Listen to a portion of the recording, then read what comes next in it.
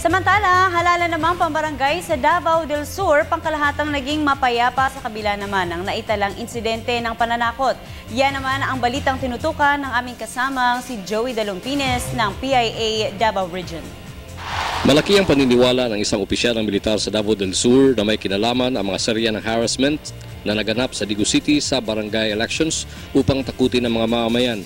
Sinabi ni Lieutenant Colonel Norman Zuniga, Commander ng 39 Infantry Battalion, ang tangkang panununog sa dalawang school building sa Barangay Zone 3, strafing sa Barangay Hall ng Mati at pagpapasabog ng granada sa bahay ng isang piskal ay nangyari bago pa man ang halalan. Isa lamang anyang nasugatan sa insidente ng strafing sa Mati na si Larry Remius, isang tanod. Sinabi ni Zuniga na maaaring may mga taong galit kay Prosecutor Tahon.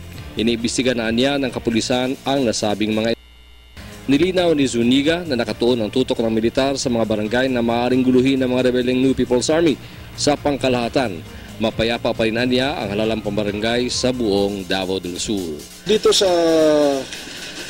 aking area of operation, composed of 9 barangays and 1 city, wala kami nakitang problema because we conducted operations.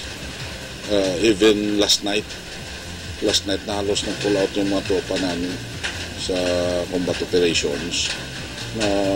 Previous days may mga sightings. Pero yung mga sightings na yan ay nandun sa boundary ng Tulunan and Makilala and boundary of Makilala Bansalan. So that's why hindi natin makikita na yung mga incidents perpetrated by the CPP and PNP. Para sa Telebisyon ng Bayan, Joey Dalumpines ng Philippine Information Agency, Davao Region, nagulat.